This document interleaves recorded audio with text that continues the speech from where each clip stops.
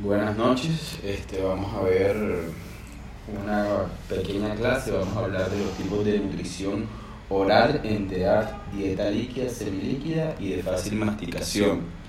Esto lo vamos a hacer como primera clase que vamos a ver en el sistema de endocrinología, desde el punto de vista endocrinológico ayudamos o garantizamos los tipos de nutrición y cómo los vemos. Mi nombre es Camilo Aguilar Rincón, soy médico internista, actualmente residente de endocrinología, y esto pertenece al curso de nutrición clínica. Tenemos que estar claros de que la nutrición clínica es importante porque nos va a mejorar los resultados del paciente en cuanto a su hospitalización, en cuanto a las complicaciones, va a disminuir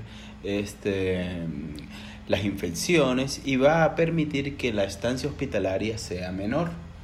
Tenemos que ver que la alimentación general de un paciente, cuando no tiene un requerimiento de un régimen terapéutico específico, es decir, que no sea diabético, que no tenga una enfermedad renal, y esté hospitalizado, tenemos que garantizar de que este paciente tenga una dieta con todo tipo de componentes y que ésta sea baja en grasa y en colesterol, y además de eso tenemos que garantizar de que nuestro paciente también tenga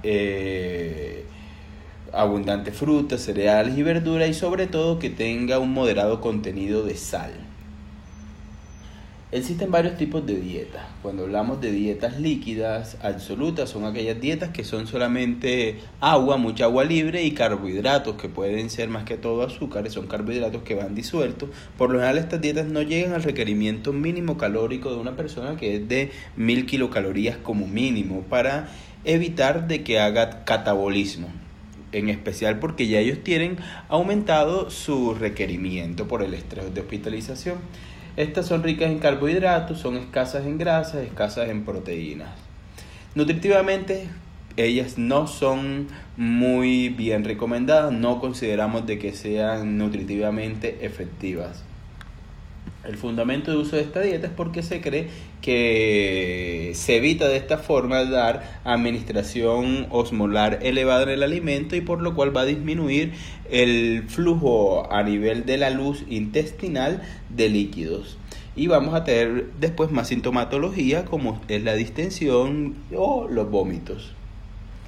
Pero existen pocas pruebas de que sugieran que se tolere mejor que otras dietas, es decir, no siempre tenemos que empezar con una dieta líquida absoluta. Ahora bien, podemos tener dietas líquidas completas, es decir, que por medio de líquidos podemos darle toda la nutrición calórica que requiere nuestro paciente. Las dietas líquidas completas se dan más que todo en los pacientes que no pueden masticar, o aquellos que no puedan tragar por un cáncer por lo menos, o aquellos que tengan una fractura del éforo a nivel de la boca, y por eso lo cual no van a tener buena calidad en su masticación, o aquellos que hayan tenido un bypass gástrico o que tengan una gastroparesia que no nos permita hacer de que se dé un buen tránsito en la parte superior.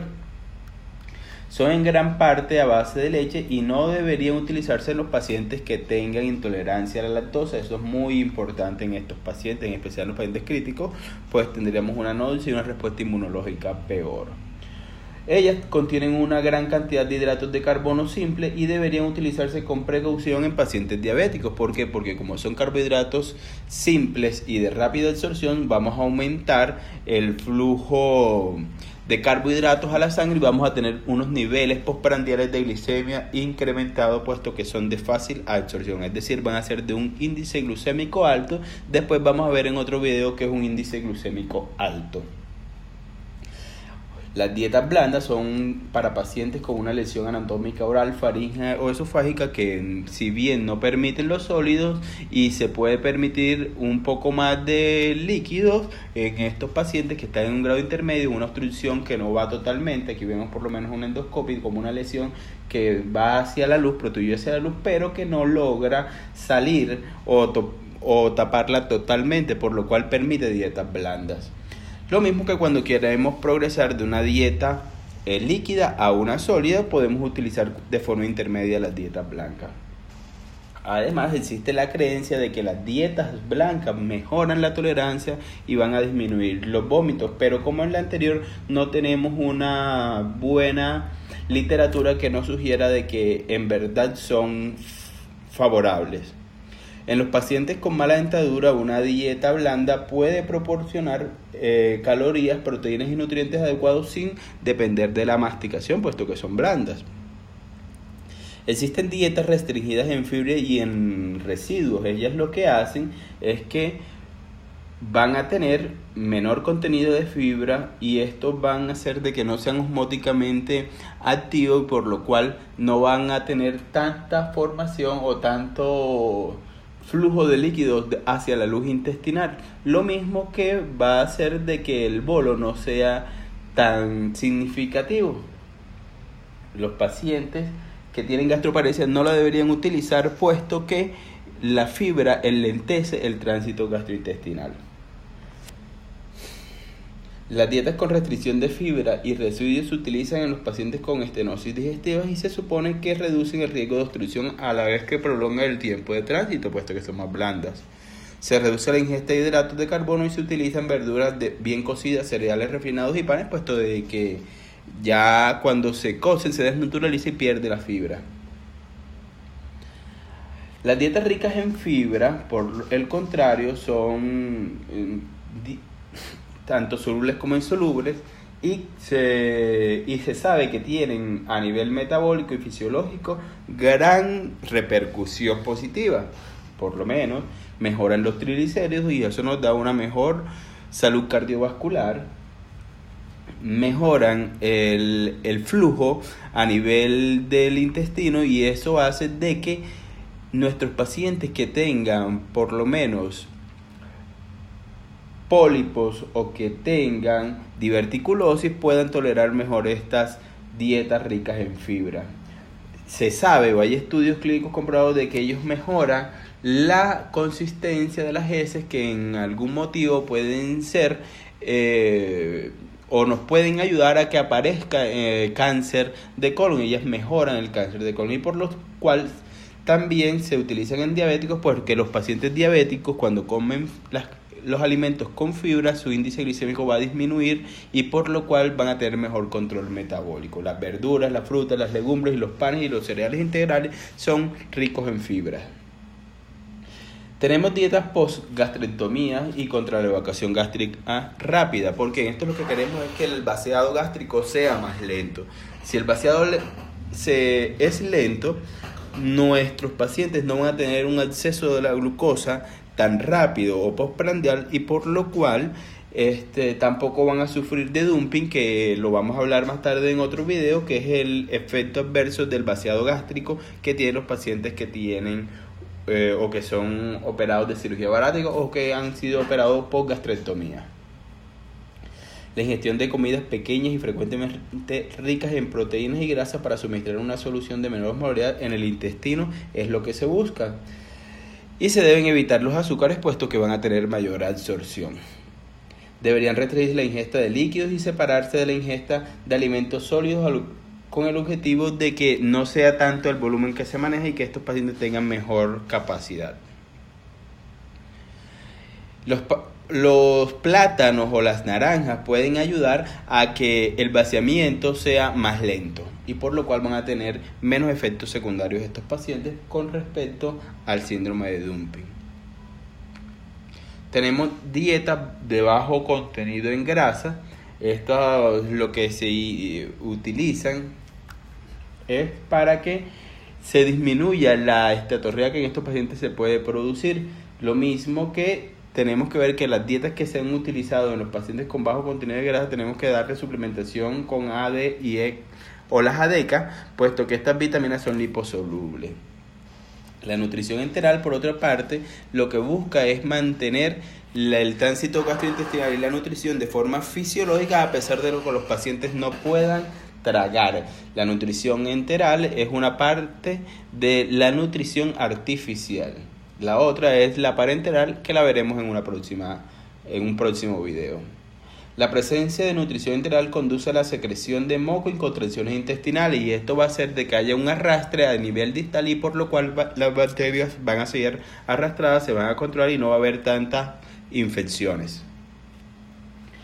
Un paciente que puede comer y beber, pero que no lo quiere hacer por cualquier cosa, porque no sea su estado de ánimo, lo que hacemos es darle nutrición enteral para complementar lo poco que come. O podemos también, un paciente que no puede tragar, que no puede masticar, podemos darle una nutrición una nutrición enteral por una sonda.